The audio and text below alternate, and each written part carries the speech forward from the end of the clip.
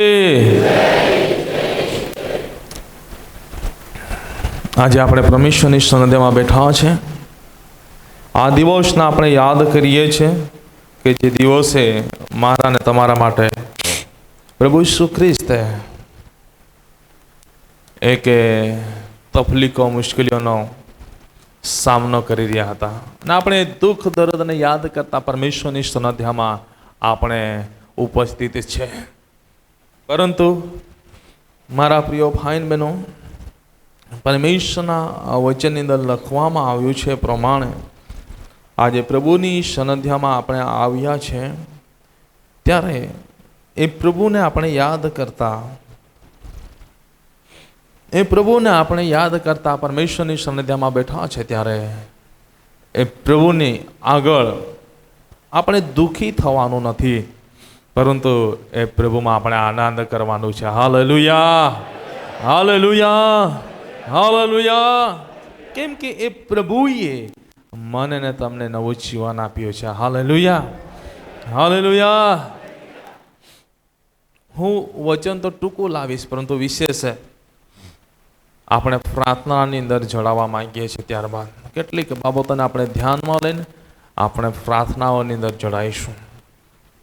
માટે વચન તમારી મધ્યે હું કેટલીક વચનમાંથી કેટલીક બાબતો તમારા મધ્યે લાવવા માંગુ છું.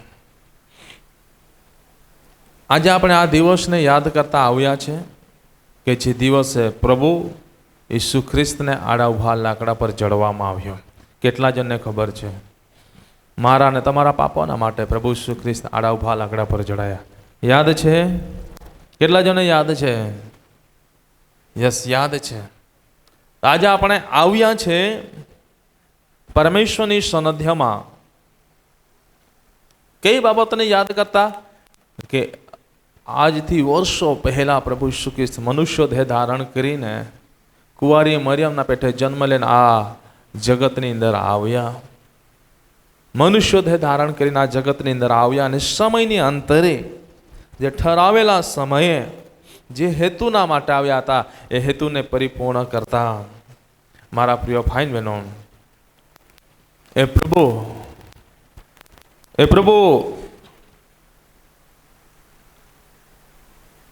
એ જે હેતુ માટે આવ્યા હતા હેતુને પરિપૂર્ણ કરે છે.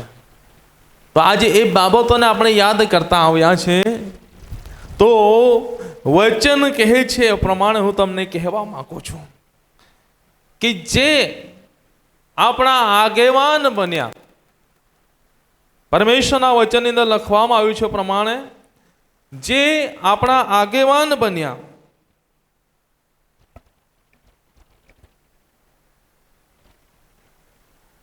જેને આપણને દેવની વાત કહી, તેનું આપણે સ્મરણ કરવાના માટે આવ્યા છે. Hallelujah, hallelujah, hallelujah.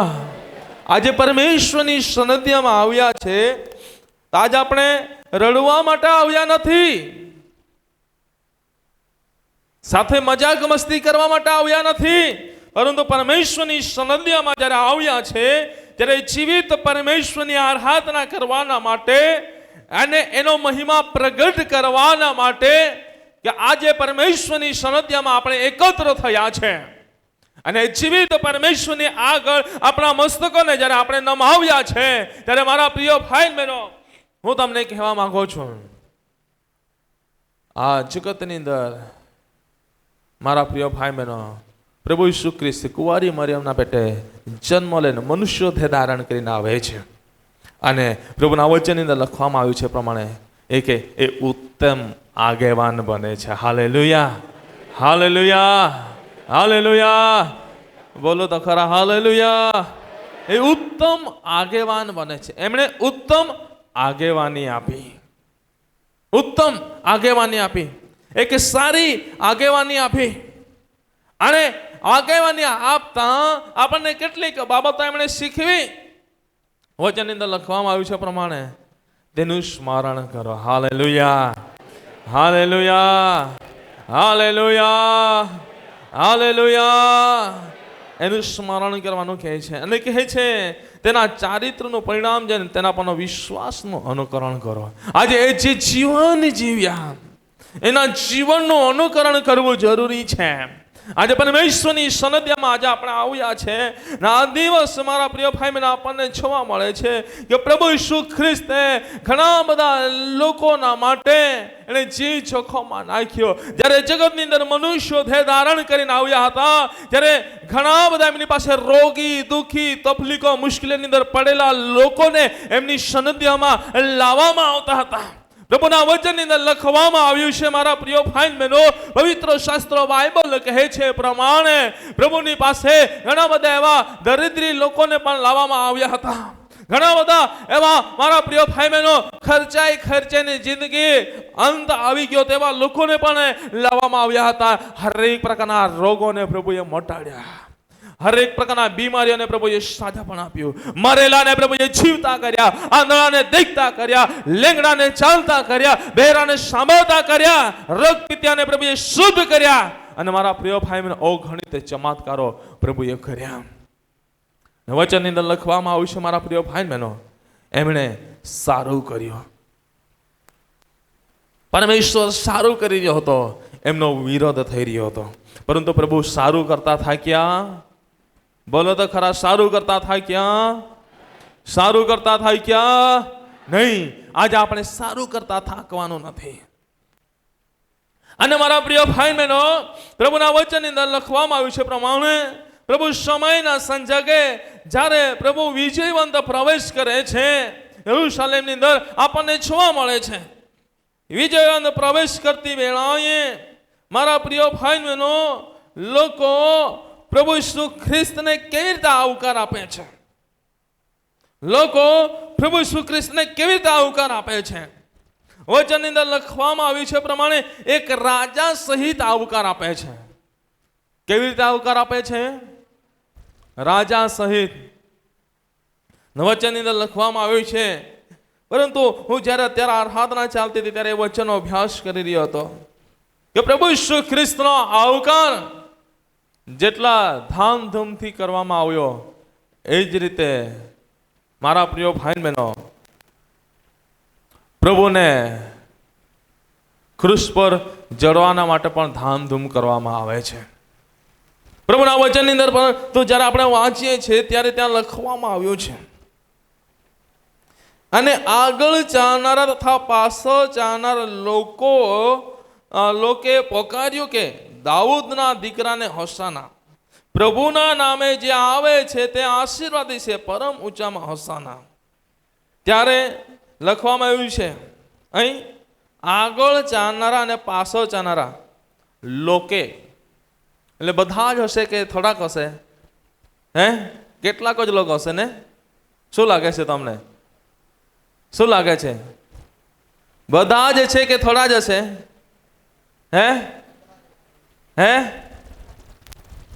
લોકે અહીં લખવામાં આવ્યું છે. જ્યારે હું આ બાબતનો અભ્યાસ કરી રહ્યો હતો ત્યારે હું વિચારું છું કે બધા જ લોકના હશે. બધા જ લોકના હશે. કેમ? કઈ લોકે, કેટલાક લોકે આગળ ચાલનારા હતા અને પાછળ ચાલનારા હતા. અને નીચે પ્રમાણે જ્યારે આપણે અભ્યાસ કરીએ છીએ ત્યારે ત્યાં લખવામાં આવ્યું છે મારા પ્રિય ભાઈ બહેનો, પવિત્ર શાસ્ત્ર બાઇબલની અંદર લખવામાં આવ્યું છે પ્રમાણે પ્રભુનું વચન કહે છે 10મી કલમ, અને જ્યારે તે યરુશલેમ આવ્યો ત્યારે તે આખા નગરે ખળબળી ઉઠીને કહ્યું કે એ કોણ છે? જ્યારે એ આવી ગયો ત્યારે આખા નગરને ખળબળ ઉઠી ગઈ કે એ કોણ છે. એટલે તમને શું લાગે છે? બધા જ લોકો છે? શું લાગે છે? પરંતુ અહીં જેવો હતા તેઓએ પ્રભુનો આવકાર કર્યો. પણ અહીં 27મા અધ્યાયની અંદર જ્યારે આવીએ છે ત્યારે પરમેશ્વરના વચનની અંદર લખવામાં આવ્યું છે પ્રમાણે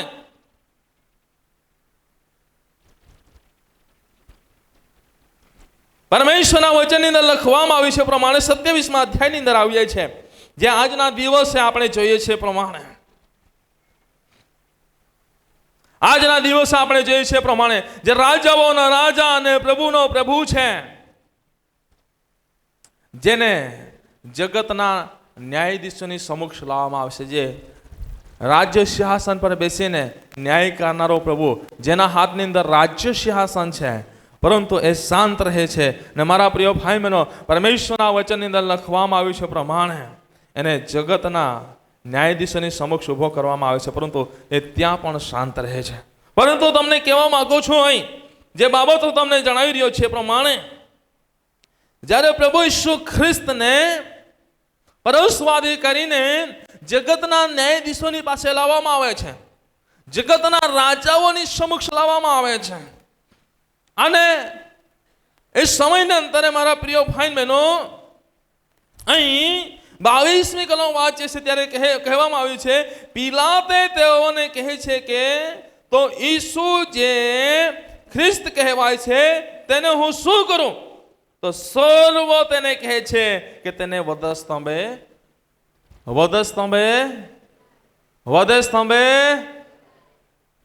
જોડો. તો યરૂશાલેમની અંદર પ્રભુ વિજયવંત પ્રવેશ કરી રહ્યો હતો. ત્યાં લોકે આગળ ચાલનારા લોક હતા અને પાછળ ચાલનારા લોક હતા, બરાબર? એ લોકોએ ત્યાં આવકાર કર્યો. પરંતુ અહીં લખવામાં આવ્યું છે, અહીં શું લખવામાં આવ્યું છે? અહીં સર્વ લોકે શું કર્યો? વિરોધ કર્યો. આજે મારા પ્રિય ભાઈ બહેનો, જગતની અંદર લોકો સારું પ્રાપ્ત કરવાના માટે ઘણા બધા લોકો છે. જ્યારે પ્રભુ જગતની અંદર આવ્યા હતા ત્યારે સાજાપણા પ્રાપ્ત કરવાના માટે ઘણા બધા લોકો આવ્યા, બરાબર?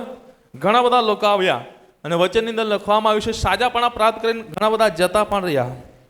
આશીર્વાદો પ્રાપ્ત કરવાના માટે ઘણા બધા લોકો આવ્યા, આશીર્વાદોને પ્રાપ્ત કરીને લોકો જતા રહ્યા, બરાબર? ભૂખ્યા હતા, અન્ન પ્રાપ્ત કરવાના માટે ઘણા બધા લોકો આવ્યા, પરંતુ એમાંથી પાછા જતા રહ્યા. આજે મારા પ્રિય ભાઈ બહેનો, શાંતિ પ્રાપ્ત કરવા માટે ઘણા બધા લોકો આવ્યા, શાંતિને પ્રાપ્ત કરીને જતા રહ્યા, પરંતુ એને ગ્રહણ કરવા વાળા થોડા જ હતા. ગ્રહણ કરવા વાળા થોડા જ. આજે મારા પ્રિય ભાઈ બહેનો, આજે જગતની અંદર એ જ બાબત આજે પણ આપણને જોવા મળે છે. એ જ બાબત આજે આપણને જોવા મળે છે. જ્યારે આપણે તકલીફોની અંદર હતા, મુશ્કેલીઓની અંદર હતા, ત્યારે પ્રભુની પાસે આવ્યા અને પ્રભુએ આપણને સાજાપણા આપ્યો. પ્રભુએ હરેક પરિસ્થિતિને બદલીને પ્રભુએ એક નવું જીવન આપ્યું. પરંતુ જ્યારે એ બધી બાબતો આશીષોને પ્રાપ્ત કર્યા, શાંતિને પ્રાપ્ત કરી, પછી એ પ્રભુને આપણે ભૂલવા લાગીએ છીએ અને ગ્રહણ કરવાવાળા થોડા બની જાય છે, એને માનનારા થોડા બની જાય છે. એ પ્રમાણે માનીને, એ પ્રમાણે પાળીને જીવન જીવનારા થોડા બની જાય છે. આજે મારા પ્રિય ભાઈ બહેનો, અને જેઓએ આશીષો પ્રાપ્ત કર્યા એ જ લોકો વિરોધની અંદર ઊભા થઈ જાય છે. અહીં પરમેશ્વરના વચનની અંદર લખવામાં આવ્યું છે પ્રમાણે પ્રભુ ઈસુ ખ્રિસ્તને મારા પ્રિય ભાઈ બહેનો વધસ્તંભ જડાવવાના માટે સર્વ લોકો એકત્ર થઈ ગયા. સર્વ લોકો એકત્ર થઈ ગયા. આજે મારા પ્રિય ભાઈ બહેનો, જગતની અંદર જીવન જીવતા યાદ રાખજો, સારું કરશો તો જેવો એનું જીવન અયોગ્ય છે, જેઓની પાસે કશું નથી, તો એ લોકો પ્રાપ્ત કરવાના માટે તમારી પાસે આવશે. એ પ્રાપ્ત કરવાની માટે તમારી પાસે આવશે, પરંતુ પ્રાપ્ત કર્યા બાદ એ તમને છોડી દેશે. અને જે આત્માના રૂએ ચાલવાવાળા છે એ થોડા છે. આત્માની વાતને સમજનારા થોડા છે, જગતની વાતને સમજનારા ઘણા છે. આજે મારા પ્રિય ભાઈ બહેનો, હું તમને કહેવા માંગુ છું, એ બાબત આપણને જોવા મળે છે. પ્રભુ ઈસુ ખ્રિસ્તને પરસ્વાદી કરીને આજે જગતના રાજાઓની સમક્ષ લાવવામાં આવ્યો. ત્યારે મારા પ્રિય ભાઈ બહેનો, પિલાતની સમક્ષ લાવવામાં આવે છે. પિલાતની સમક્ષ લાવવામાં આવે છે ને પિલાતને કહેવામાં આવે છે, પરંતુ પરમેશ્વરના વચનની અંદર લખવામાં આવ્યું છે પ્રમાણે માથી 27:17 ની અંદર વાંચીએ છીએ, ત્યાં લખવામાં આવ્યું છે. 27મા અધ્યાયની પહેલી કલમથી આજના આ બાબતોને ધ્યાનમાં આપણે લઈ શકીએ છીએ, પરંતુ હું કેટલીક બાબતો હું તમને જણાવીશ, કેમ કે મેં તમને કીધું છે વિશેષ આપણે પ્રાર્થના કરવા માંગીએ છીએ અને આજની પ્રાર્થના કેટલીક પરિસ્થિતિને બદલશે, માટે આપણે પ્રાર્થનામાં જવા માંગીએ છીએ, પરંતુ કેટલીક બાબતો હું તમારા મધ્ય મૂકવા માંગુ છું. અહીં વચનની અંદર આપણને જોવા મળે છે કે પિલાત જે રાજા છે, જે ન્યાય ચુકાદો ચુકાવનાર છે, એની સમક્ષ પ્રભુ ઈસુ ખ્રિસ્તને લાવવામાં આવે છે. ત્યારે તેણે કહ્યું કે તમારા વાસ્તે કોને છોડી દઉં, તમારી શી ઈચ્છા છે, શી મરજી છે. ત્યારે સર્વ લોકોએ પ્રભુ ઈસુ ખ્રિસ્તને વધસ્તંભ પર જડવાના માટે કહ્યું, અને જે ચોરી, લૂંટફાટ, ખૂન ખરાબી એવા બારાબાસને સડવાને માટે લોકોએ કહ્યું, એવા વ્યક્તિને સડવાને માટે કહ્યું. આજે હું તમને કહેવા માંગુ છું, પણ એ સમય પિલાત કેટલીક બાબતો જાણતો હતો, કેમ કે પિલાતની પત્નીને રાત્રે દર્શનમાં સત્ય બાબત પ્રાપ્ત થઈ હતી ને એમણે કહેવડાવ્યું હતું કે એ ન્યાયી છે, અન્યાયી નથી, ન્યાયી છે, એનું લોહી તારા માથે ના લેતા. વચનની અંદર આપણને જોવા મળે છે કે 18મી કલમ, કેમ કે તે જાણતો હતો કે તેઓએ અધેખાઈથી તેને સોંપ્યો છે. જેના હાથની અંદર રાજ્ય હતું, પરંતુ એ એકલો કંઈ કરી શકે એવું ના હતું, કેમ કે એમના હાથ નીચેના બધા જ એમના વિમુખ ગયા હતા, એમના વિરોધની અંદર ગયા હતા. એ જાણતો હતો કે પ્રભુ ઈસુ ખ્રિસ્ત નિર્દોષ છે, જે પાપીઓને તારવાના માટે આ જગતની અંદર આવ્યા હતા, બચાવવાના માટે, ઉદ્ધારના માટે, તારણના માટે એ જગતની અંદર આવ્યા. લોકોના માટે એણે સેવા કરી. એણે પ્રભુ હોવાનું પકડી રાખ્યું નથી, એણે પ્રભુ હોવાનું પકડી રાખ્યું નથી, પરંતુ પોતાનો જીવ આપવાના માટે પણ તૈયાર થઈ ગયા છે. એ જાણતો હતો મારા પ્રિય ભાઈ બહેનો, લોકોએ એના અધિકારથી એને સોંપ્યો છે. પણ એ વચનની અંદર શું કહે છે? 19મી કલમ વાંચો.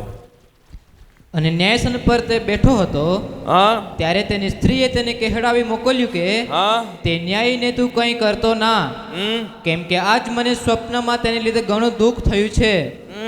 પણ મુખ્ય યાજકોએ તથા વડીલોએ લોકોને સમજાવ્યા કે તેઓ બરબાસને માંગે ને ઈસુને મારી નંખાવે.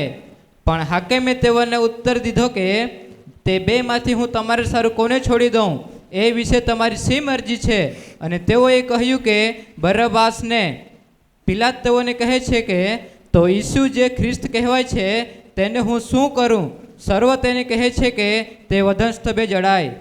શું કહે છે? આ લોકો કયા છે? જે લોકો આશીર્વાદોને પ્રાપ્ત કરેલા છે.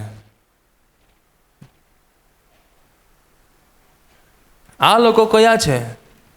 જેઓને પ્રભુએ બંધનોમાંથી સડાવેલા છે. આ લોકો કયા છે?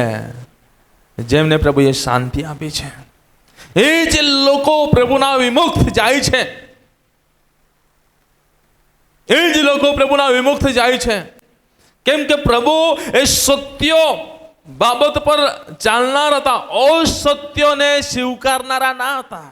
માટે પ્રભુ જ્યારે યરુશલેમની અંદર પ્રવેશ કરે છે, ત્યારે મારા પ્રિય ભાઈઓને પ્રવેશ કર્યા બાદ પ્રભુ આરાધના માટે મંદિરમાં જાય છે, પરંતુ મંદિરની અંદર એને અયોગ્ય બાબતો લાગી, માટે પ્રભુને ત્યાં ચાબુક ઉઠાવવાની જરૂર પડી. મંદિરની શુદ્ધિકરણ કરવાના માટે લોકોને પ્રેમથી સમજાવ્યું, પરંતુ પ્રેમની ભાષા સમજાય નહીં, માટે પ્રભુએ એક કદમ આગળ વધવું પડ્યું. પરંતુ એની અંદર પ્રભુનો પ્રેમ હતો, એમ કે પ્રભુ ઈચ્છતા હતા કોઈનો નાશ ના થાય, પરંતુ હરેકને આનંદથી જીવન મળે. Hallelujah, hallelujah. સાથે મળી બોલીએ હાલેલુયા. હરેકને આનંદ જીવન મળે પ્રભુ ઈચ્છતા હતા, નાશ ના થાય, માટે પ્રભુ કંઈક પગલા ભરે છે, પરંતુ લોકો સમજતા નથી.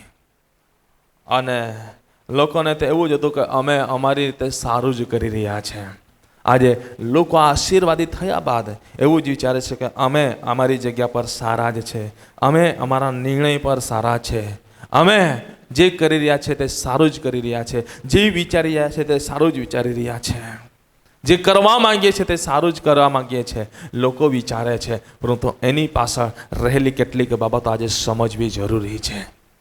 ઘણીવાર મારા પ્રિય ભાઈ બહેનો, એ પ્રભુના વિચારો પ્રમાણે હોતી નથી, એ વચનો પ્રમાણે હોતું નથી, પ્રભુના દર્શન પ્રમાણે હોતું નથી, છતાં પણ એ બાબતો કરીએ છીએ. પ્રભુ ઈચ્છે છે કે એ બાબત આપણે ના કરીએ, કે જેથી કરીને આપણા આત્મિક આશીષો ગુમાવી ના બેઠીએ.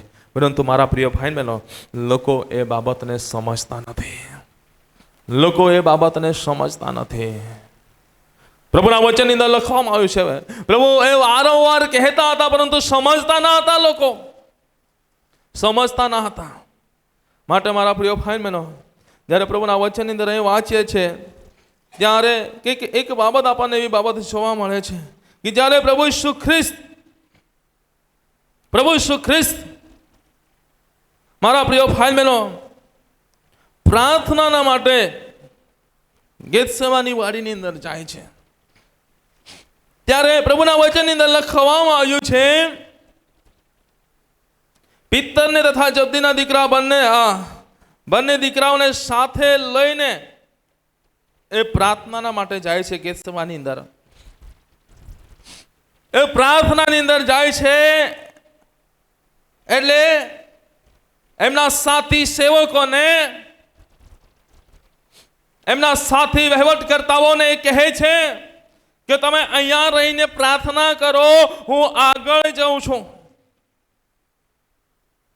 એ કહે છે, એને ખબર હતી કે હવે ભારે સંકટો આવવાના છે, હવે આ પ્રાર્થનાની અંદર ના રહેશે, હવે આ જાગૃત ના બનશે તો એમને ભાગવાનો વારો આવવાનો છે, એમને સંતાવાનો વારો આવવાનો છે, એને છુપવાનો વારો આવવાનો છે, ઘરના દરવાજો બંધ કરીને એમાં છુપવાનો વારો આવવાનો છે, એમાં શાંત રહેવાનો વારો, ચૂપચાપ બેસી રહેવાનો વારો આવવાનો છે. એ જાણતા હતા. માટે મારા પ્રિય ભાઈ બહેનો એમને કહે છે કે તમે જાગૃત થાઓ.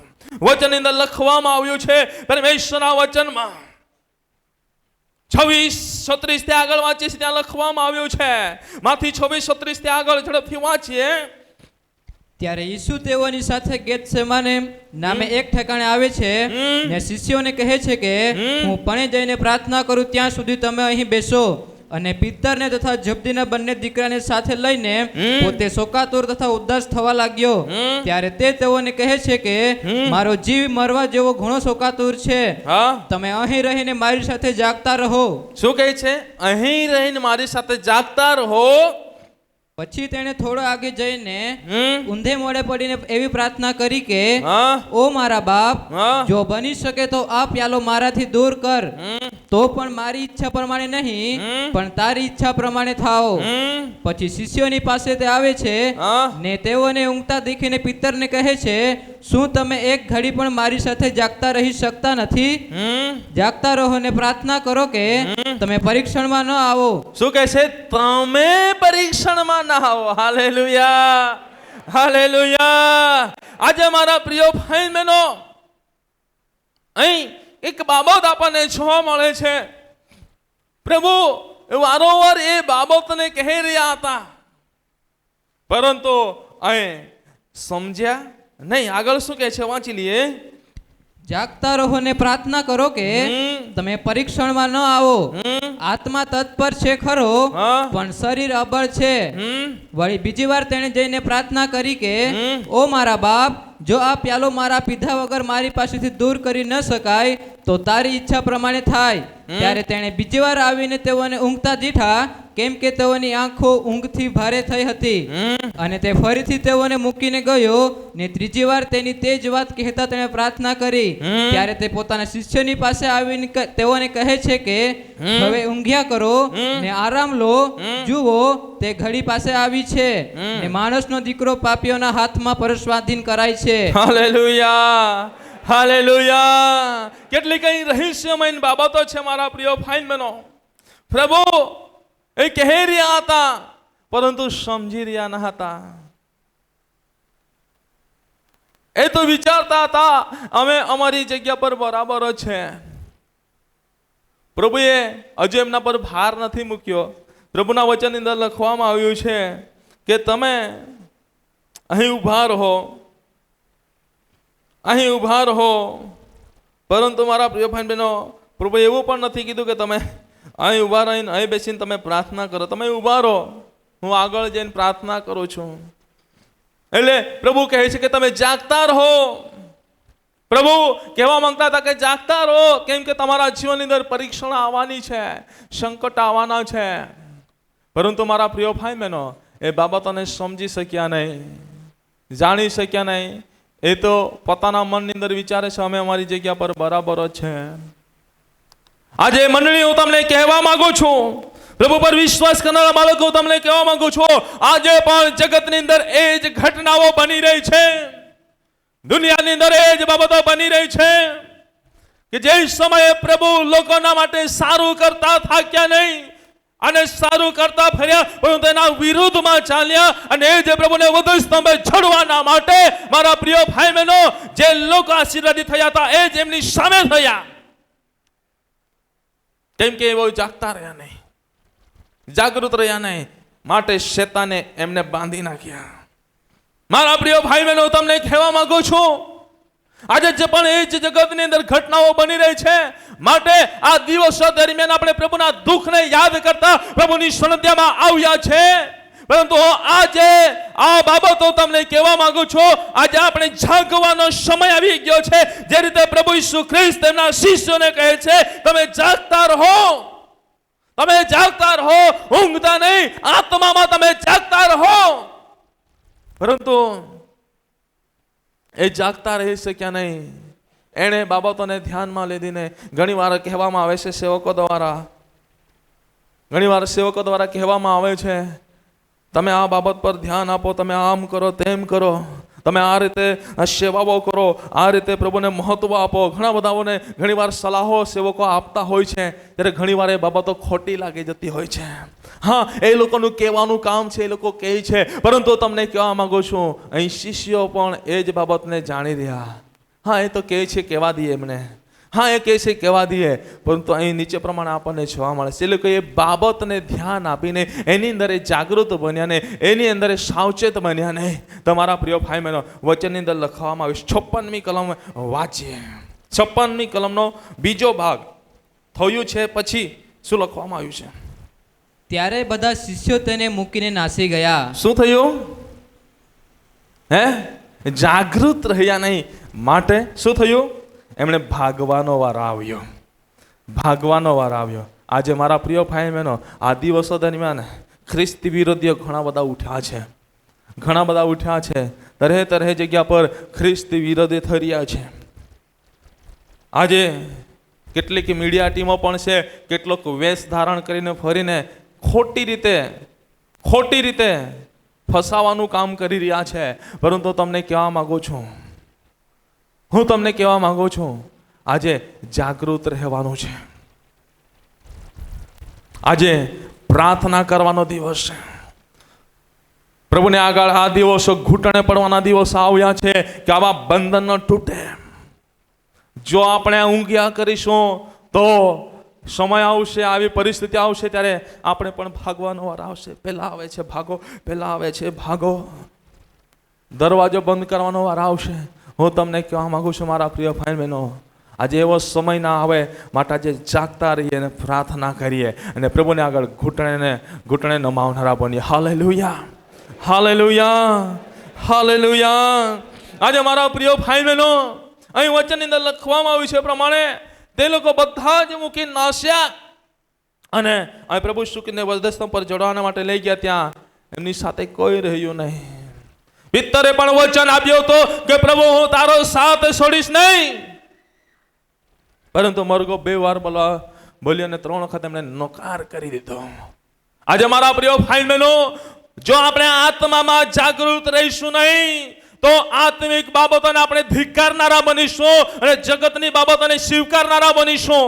હું તમને કહેવા માંગુ છું, આજે આત્મિક બાબતોને આપણે સ્વીકારીએ, ભલે જગતની બાબતોને આપણે ધિક્કારનારા બનીએ, આત્મિક રસ્તાઓ પર આપણે ચાલીશું તો મારા પ્રિય ભાઈ બહેનો બધા જ વાનાઓ આપણી પાછળ આવશે. આજે પ્રભુની વાતને પડતી મૂકીને જગતના વાનાઓની પાછળ આપણે દોડ મૂકીએ છીએ. તો હું તમને કહેવા માંગુ છું, એ ક્યારે હાથમાં આવશે નહીં, પરંતુ આત્મિક વાનાઓના માટે તમે દોડ કાઢો. દૈહિક જગતના બધા જ આશીષો તમારી પાછળ આવશે, તમને પ્રાપ્ત થશે. આજે મારા પ્રિય ભાઈ બહેનો આ પરિસ્થિતિઓ બદલાઈ રહી છે, આ સંજોગો બદલાઈ રહ્યા છે. અહીં એવો સમય આવી ગયો કે શિષ્યોએ પણ ભાગવું પડ્યું અને ઘરની અંદર દરવાજો બંધ કરીને બેસી ગયા. દરવાજો બંધ કરીને બેસી ગયા. પરંતુ હું તમને કહેવા માંગુ છું મારા પ્રિય ભાઈ બહેનો, અહીં પ્રભુ એકલા પડી ગયા. પરંતુ પ્રભુ એકલા ના હતા. પ્રભુ એકલા ના હતા. એની સાથે દેવનો પિતાનો અભિષેક હતો, પિતાનો આત્મા એમની સાથે હતો. Hallelujah, hallelujah. કેમ કે એને પડતું મૂક્યું નહીં. એ મનુષ્યો દેહ ધારણમાં આવ્યા હતા, તો એને પણ ઊંઘ આવતી હતી. બરાબર, એ પણ થાકી જતા હતા. એ પણ લોકોની નિંદાઓ સહન કરીને થાકી જતા હતા. પરંતુ એણે મહેનત કરવાનું પડતું મૂક્યું નહીં. માટે મારા પ્રિય ભાઈ બહેનો, જ્યારે અહીં પ્રભુના વચનની અંદર લખવામાં આવ્યું છે પ્રમાણે કે જગતના રાજાઓની સમક્ષ પ્રભુ શ્રી કૃષ્ણને લાવવામાં આવ્યો ને, જગતના ન્યાયાધીશોની સમક્ષ પ્રભુ શ્રી કૃષ્ણને લાવવામાં આવ્યો ને, ત્યારે પ્રભુ ભલે ત્યાં એકલા હતા, પરંતુ પ્રભુ એકલા ન હતા. પિતાનો આત્મા, પિતાનો હાથ એમના પર હતો. Hallelujah, hallelujah. ને મારા પ્રિય ભાઈ બહેનો, ત્યારબાદ આપણને જોવા મળે છે પિલાતે તો મારા પ્રિય ભાઈ બહેનો પ્રભુ શ્રી કૃષ્ણના લોહીનો એક ગુનેગાર બનતો નથી. કેમ કે વચનની અંદર લખવામાં આવ્યું છે, એ કહે છે હું નિર્દોષના લોહીનો દોષ હું લેવા માંગતો નથી, માટે એ હાથ ધોઈ નાખે છે. પરંતુ હાથ ધોયા બાદ આપણને જોવા મળે છે કે શાસ્ત્રીઓ, ફરીસીઓ, યહૂદીઓ શું કરતા છે. 27મી કલમને આપણે થોડીક વાંચી લઈએ, ત્યારબાદ તરત આપણે પ્રાર્થનાની અંદર જઈશું. ત્યાર પછી હાકેમના સિપાહીઓએ ઈસુને મહેલમાં લઈ જઈને આખી પલટણ તેની આસપાસ એકઠી કરી. પછી તેઓએ તેના લુગડા ઉતારી લઈને તેને કિરમજી જુબો પહેરાવ્યો અને તેઓએ કાંટાનો મુગટ ગૂંથીને તેના માથા પર મૂક્યો ને તેના જમણા હાથમાં સોટી આપી ને તેની સમા ઘૂંટણ ટેકીને તેના ઠઠ્ઠા કરતા કહ્યું કે ઓ યહૂદીઓના રાજા, સલામ. પછી તેઓ તેના પર થૂક્યા ને સોટી લઈને તેના માથામાં મારી અને તેના ઠઠ્ઠા કરી રહ્યા. પછી તેઓએ તેના પરથી ઝબ્બો ઉતારી લઈને તેના જ લુગડા તેને પહેરાવ્યા અને વધસ્તંભે જડવાને તેઓ તેને લઈ ગયા. બહુ ગંભીર બાબત આપણને જોવા મળે છે.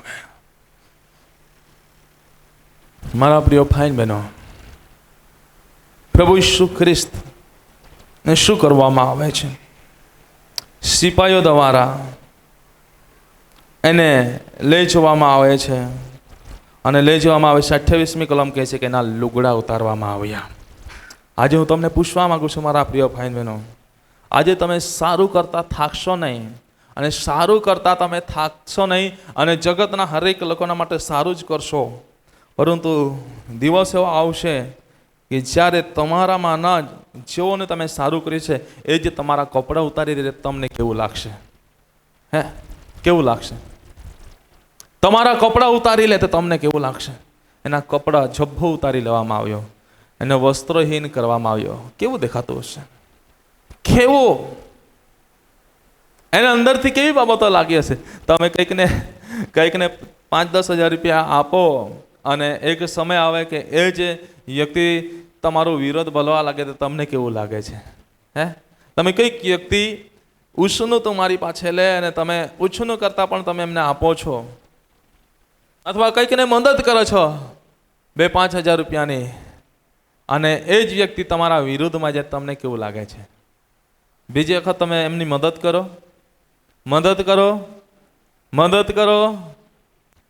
કરો, બોલો તો ખરા? નહીં. કેમ? મેં એમને મદદ કરી પણ મારી વેલ્યુ સમજી નહીં. કે આપણા જીવનની અંદર ઈગો આવી જશે, હું પણ આવી જશે. પરંતુ હું લખજો બરાબર, મીંડું બરાબર એના પર મૂકીને પછી અભ્યાસ કરજો કે એ ચિત્રો શું દર્શાવે છે. પરંતુ પ્રભુના જીવનની અંદર એ બાબતો આવી નહીં. Hallelujah, hallelujah. એ બાબતો આવી નહીં, પરંતુ પ્રભુના વચનની અંદર લખવામાં આવ્યું છે મારા પ્રિય ભાઈ બહેનો, એના લુગડા ઉતારી લેવામાં આવ્યો અને કિરજમીનો જોબો એમને પહેરાવવામાં આવ્યો અને માથા પર કાંટાના મુગટ ગૂંથીને તેના કાંટાનો મુગટ ગૂંથીને માથા પર મૂક્યો. આજે અહીં પ્રભુના દાસ રવિવારે ખોજરીની ડાળીઓ બાંધેલી હતી ત્યારે સૂચના આપી હતી, તમને મેં કીધેલું. પ્રભુના દાસે સારી સૂચનાઓ હતી સાવચેતીના રૂપમાં કે કોઈકને ડાળી વાગી ના જાય ધ્યાન આપજો, આંખ બાજુ કે કઈ બી બાજુ વાગી ના જાય માટે ધ્યાન આપજો. મેં એની પાછળ એક બાબત તમને કીધી હતી કે એ ડાળી હતી ત્યાં કાંટા હતા, બરાબર, અને એ કાંટો સામાન્ય આપણને વાગે, સામાન્ય કાંટો છે ને, તો આપણે હાથથી પણ એમ જ કરી નાખીએ, એકદમ સામાન્ય કાંટો છે, તો પણ કેટલું બધું દર્દ થાય છે. હે, પિંજ છે કે તમારી પાસે? જે પિંજ, પિંજ લઈને હે કે પિંજ થોડું લગાવી જો ને આંગળીમાં, કેવું લાગે છે? હે, ટાંકણી છે, આંગળીમાં થોડું લગાવી જવો ને, કેવું લાગે છે? હે, પ્રભુ ઈસુ ખ્રિસ્તને કાંટાના મુગટ જે બનાવવામાં આવ્યો તો શું કરવામાં આવ્યો? માથે શું કરવામાં આવ્યો?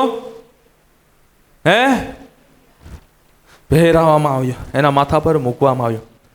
અને ખાલી મૂકવામાં આવ્યો એટલું નહીં, પરંતુ જે મુંગટ મૂકવામાં આવ્યો કાંટાનો, એ મુંગટને લાકડીથી દબાવવામાં આવ્યો. તો પ્રભુ કેવી દુઃખથી પીડાઈ રહ્યો હશે, કેવી વેદના સહન કરી હશે, કેવી વેદના સહન કરી હશે, વિચારો તમે. વચનની અંદર લખવામાં આવ્યું છે પ્રમાણે મૂક્યો અને તેના હાથમાં સોટી આપીને તેની સામે આ ઘૂંટણે ટેકીને તેના ઠઠ્ઠા કરતા કહ્યું કે યહૂદીઓનો રાજા સલામ. અહીં વચનમાં લખવામાં આવ્યું છે તેઓ તેના મોં પર થૂક્યા અને સોટી લઈને તેના માથામાં મારી. મેં તો તમને કીધું દબાવવામાં આવ્યું એમ કીધું, પણ સોટીથી માથામાં માર્યું. વિચારો, સામાન્ય કાંટો, તમે કાંટો હાથથી દબાવો તો પણ કેવું લાગે છે? આ તો દબાવવાની વાત કરી મેં, પણ આ તો અહીં લખવામાં આવ્યું છે મારવામાં આવ્યું. કેવું લાગે છે?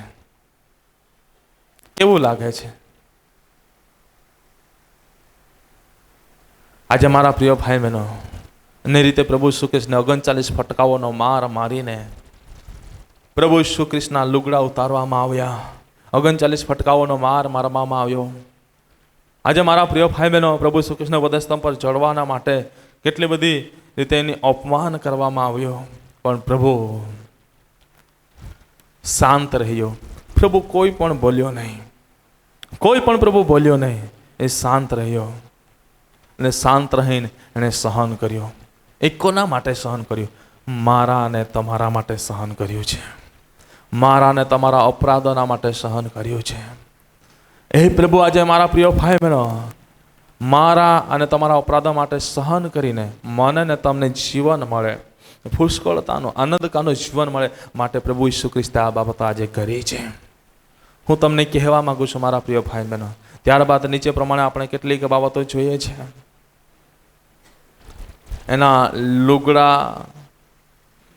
એના લુગડા ફાડી નાખવામાં આવે છે, એ ફાડીને વેચી લે છે. બધી ઘણી બધી બાબતો બને છે.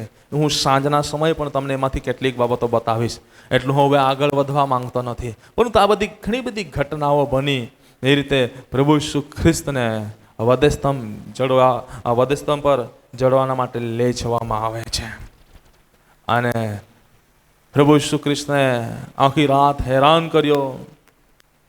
કઈ પાણી નહીં, કઈ ખોરાક નહીં, જે લય હતો એ પણ નીકળી ગયો. શરીરની અંદર કશું રહ્યું ન હતું, પણ પ્રભુ છતાં પણ સહન કરે છે, કેમ કે આત્માની અંદર એ બળવાન હતો. આત્માની અંદર બળવાન હતો. આજે હરેક વ્યક્તિને કહેવા માંગુ છું, આપણે આજે જીવતા દેવના બાળકો છે, તો પ્રભુએ જે રીતે શિષ્યોને કીધો તમે જાગતા રહો, તમે ઊંઘતા નહીં. આજે આપણે જાગતા રહેવાનું છે. આત્મામાં જાગૃત બનવાનો સમય આવી ચૂક્યો છે. આજે મારા પ્રિય ભાઈ બહેનો, આત્મામાં જાગૃત બનીને આજે પ્રાર્થના કરવાનો સમય આવી ગયો છે. આજે પ્રભુ ઈસુ ખ્રિસ્ત એક વખત એ વધસ્તંભ પર જડાયા છે, વારંવાર આપણા માટે જડાતા નથી. એક વખત શેતાનના હાથમાંથી આપણને સડાવ્યા છે, વારંવાર વધસ્તંભે જડાતા નથી. વારંવાર 39 ફટકાનો માર ખાતા નથી. વારંવાર હાથે પગે ખીલાનો માર ખાતા નથી. વારંવાર કાતાનું મુગટનું દુઃખ સહન કરતા નથી. વારંવાર ખોખની અંદર ભાલાનું માર ખાતા નથી. એક વખત પ્રભુએ મારા ને તમારા માટે આજે એનું કિંમતી લહી વહેવડાવીને મને ને તમને જીવન આપ્યું છે. તો આજે એ બાબતોને ધ્યાનમાં લઈને મારા પ્રિય ભાઈ બહેનો, પ્રભુ જે આપણી પાસે અપેક્ષા રાખે છે કે આજે આપણે જાગતા રહીએ, આત્મામાં જાગતા રહીને પ્રભુને આગળ આપણે મહેનત કરનારા બનીએ, કે આપણે પરીક્ષણમાં ના પડીએ. વચનની અંદર લખવામાં આવ્યું છે, જાગતા રહો કે તમે પરીક્ષણમાં ના પડો. આજે આપણે જાગતા રહીએ, આપણે પરીક્ષણમાં ના પડીએ. જો જાગતા રહીશું તો દેવના આત્મા આપણી સાથે રહેશે ને એ આવી પરિસ્થિતિની અંદર આપણે એકલા પણ પડી જઈશું, પરંતુ દેવના આત્મા આપણી સાથે છે, એ આપણને ઉઘાડી લેશે. હાલેલુયા, હાલેલુયા, એ ઉઘાડી લેશે. પરંતુ મારા પ્રિય ભાઈ બહેનો, આજે પ્રભુના સમાન આપણે દીન અને નમ્ર બનીને આજે આપણે તત્પતાનો વધસ્તંભ ઉચકીને ચાલનારા બનીએ. પતપતાનો વધસ્તંભ ઉચકીને ચાલનારા બનીએ. પ્રભુએ આખા જગતના માટેનો વધસ્તંભ એણે ઉચક્યો, પરંતુ આજે મારા પ્રિય ભાઈ બહેનો, આપણે પણ આજે પોતપોતાનો વધસ્તંભ ઉચકીને ચાલનારા બનીએ. વધસ્તંભ ઉચકીને ચાલવું એટલે નિંદા, મહેણા, ઠઠ્ઠા, મશ્કરી, અપમાન, દુઃખ, પીડા, વેદના, ગરીબાઈ, બધી જ બાબતો આજે આપણે સહન કરીને ચાલવું જરૂરી છે. આજે આપણે સહન કરીને ચાલવું જરૂરી છે. આજે આપણા વિશ્વાસ કરનારા બાળકો પણ મારા પ્રિય ભાઈ બહેનો આ બાબતોને સહન કરતા નથી. કોઈ પણ સામાન્ય બાબત કહેવામાં આવે, કદાચ કંઈક સામાન્ય ઠપકો પણ આપવામાં આવે, પરંતુ લોકોને દુઃખ લાગી જાય છે. કોઈક દ્વારા નિંદા થાય, દુઃખ લાગી જાય. કોઈ પણ એના ઠઠ્ઠા મસ્કરી કરે, દુઃખ લાગી જાય છે. કોઈકને કોઈક રીતે કોઈક એક શબ્દ ઊંધો બોલવામાં આવે, દુઃખ લાગી જાય છે. પરંતુ આજે હું તમને કહેવા માંગુ છું, પ્રભુએ આખા જગતના માટે વધસ્તંભ ઉચક્યો, તો શું આજે તમે પોતપોતાનો વધસ્તંભ પોતાના માટે ઉચકી શકતા નથી? આજે દેવ પર વિશ્વાસ કરનારા છે, તો આજે પોતાનો વધસ્તંભ પોતે ઉચકીને ચાલનારા બનીએ. જાગતા રહો, પરીક્ષણમાં ના પડો. એટલે આજે જો આપણે જાગતા રહીને પ્રાર્થના કરીશું, આત્મિક જીવનની અંદર મહેનત કરીશું, તો આજે પોતાનો વધસ્તંભ ઉચકતા આપણે બની જઈશું. પણ જાગતા ના રહીશું તો પોતાનો વધસ્તંભ પણ ઉચકી શકીશું નહીં. અને ઉચકી શકીશું નહીં એટલે ભાગવાનો વારો આવશે, નાસી ભાગ કરવાનો સમય આવશે, સંતાવાનો વારો આવશે, છૂપવાનો વારો આવશે. પરંતુ એવો સમય ના આવે માટે દરેક વ્યક્તિ આજે પ્રાર્થનાની અંદર આપણે બનીએ. પ્રભુને આગળ આપણા મસ્તકોને નમાવીને પ્રભુને કહીએ કે પ્રભુ, આજે તે અમારા માટે એટલું બધું સહન કર્યું. આજે પ્રભુ તમે રાજાઓના રાજા અને પ્રભુના પ્રભુ હોવા છતાં પણ આજે તારા હાથની અંદર રાજ્ય સિંહાસન હોવા છતાં પણ તે આજે અધિકારનો ઉપયોગ કરીને તો નમ્ર બની ગયો. આજે એ રીતે પ્રભુ અમને નમ્ર બનાવો, પ્રભુ એ રીતે દીન બનાવો. આજે અમે પણ સહન કરનારા બનીએ. પ્રભુ આજે તે લોકોની સેવા કરી, એ જ લોકોએ તારા વસ્ત્રો ઉતારી લીધા. પ્રભુ તે લોકોની સેવા કરી, એ જ લોકોએ તને દોષિત ઠરાવ્યો, એ જ લોકોએ તારા વસ્ત્રો ઉતારી લીધા. એ જ લોકોએ પ્રભુ તારું અપમાન કર્યું, એ જ લોકોએ તને 39 ફટકાઓનો માર માર્યો, એ જ લોકોએ તારા પર થૂક્યું, એ જ લોકોએ તારા પર મુક્કી મારી, એ જ લોકોએ પ્રભુ તારા પર ચંપલો ફેંક્યા, એ જ લોકોએ પ્રભુ તારા કપડાં ઉતારીને એના ચિત્રે હાલ કરી નાખ્યા, એ જ લોકોએ પ્રભુ આજે તને વધસ્તંભે જોડ્યા. પરંતુ પ્રભુ તમે શાંત રહ્યા છતાં પણ પ્રભુ તે કહ્યું, હે બાપ, એવો જાણતા નથી, એવોને માફ કર. આજે પ્રભુ અમારું હૃદય પણ એવું બનાવો. અમે તમારા પર વિશ્વાસ કરનારા બાળકો છીએ. ત્યારે અમારા આ વિશ્વાસ કરનારું એક કુટુંબ છે, ત્યારે અમારા જ વચ્ચે આખું સંપૂર્ણ વાતાવરણ ના રહે, પરંતુ અમે સર્વ એક મળીને પ્રભુ તમારા મહિમાના માટે એક લોહીના દીકરા દીકરીઓ છે ત્યારે એક બનીને તમારા મહિમાના માટે ઉપયોગી બનીએ ને વિશેષ અમે જાગૃત બનીએ, જાગનારા બનીએ, તમારામાં મહેનત કરનારા બનીએ, કે જેથી કરીને પ્રભુ આ પરીક્ષણ આવે જ્યારે અમે એકલા પડી જઈએ ત્યારે પ્રભુ એમાં અમે હારી ના જઈએ, પરંતુ પ્રભુ તમને શિષ્યએ વચન આપ્યું હતું કે અમે તમારી સાથે રહીશું, પણ એ શિષ્ય પણ તમને એકલા મૂકીને ભાગી ગયા, પરંતુ તમે બાપના વચનો પ્રમાણે જીવી રહ્યા હતા, માટે બાપના આત્મા તમારી સાથે હતો. આજે અમે પણ પ્રભુ એ રીતે જીવવા માંગીએ છીએ. ભલે જગત અમને છોડી દે, પરંતુ પ્રભુ તમારો આત્મા અમારી સાથે રહે, તમારો આત્મા અમારી સાથે રહે ને અમને હરેક પરિસ્થિતિમાંથી બહાર કાઢવાના માટે એ સક્ષમ બને. માટે પ્રભુ આજે અમારી જાતને તમે તૈયાર કરો, અમારી જાતને તમારા હાથની અંદર સમર્પિત કરીએ છીએ, અમારી જાતને પ્રભુ અમે તમારા હાથની અંદર સમર્પિત કરીએ છીએ. પ્રભુ અમારા પર દયા કરો, પ્રભુ અમારા પર દયા કરો, પ્રભુ અમારા પર દયા કરો. આજે જે વધસ્તંભ છે અમે ઉચકીને ચાલનારા બનીએ, ઉચકીને ચાલનારા બનીએ. માત્ર પ્રભુ આ દુઃખ સપ્તાહના દિવસોની અંદર અમારા માટે શું કરીએ એને યાદ કરીને અમે એ દિવસોને પાળનારા નહીં, પરંતુ એ દિવસોને યાદ કરીને એ પ્રમાણે જીવન જીવનારા બનીએ, એ બાબતોનું અનુકરણ કરીને, તમારા જીવનના ચારિત્રનું અનુકરણ કરીને અમે એ પ્રમાણે જીવન જીવનારા બનીએ એવું તમે થવા દો. પ્રભુ હરેક પર તમારી કૃપા રહેવા દો, પ્રભુ તમે હરેક પર તમારી દયા રહેવા દો, હરેક પર તમારી કરુણા રહેવા દો. પ્રભુ તમે એક એક વ્યક્તિને તમે સ્પર્શ કર્યા છે, એક એક વ્યક્તિના હકની અંદર તમે કાર્ય કર્યું છે, અને જુઓ આજે પ્રભુ જે વદેશ તમને ઉતારી મૂક્યો છે એ વદેશ તમને ફરી ઉચકવા માંગે છે, એ ઉચકીને ચાલવા માંગે છે. ત્યારે એવા હરેક વ્યક્તિના જીવનનો કબજો તમે લો. આ વચનો થકી તમે દરેકની સાથે વાતને વ્યવહાર કરી હરેકના જીવનની અંદર પ્રભુ તમારું કાર્ય તમે થવા દીધું. માટે આભાર. બધો જ મહિમા પ્રભુ તમને આપતા ઉદ્ધાર કરતા પ્રભુ ઈસુના નામથી માંગીએ છીએ, આમેન. દરેક વ્યક્તિ આપણા મસ્તકોને નમાવતા રહીએ અને આપણે વિશેષ પ્રાર્થનાની અંદર જવા માંગીએ છીએ. આ સમયે વિશેષ પ્રાર્થનાની અંદર જવા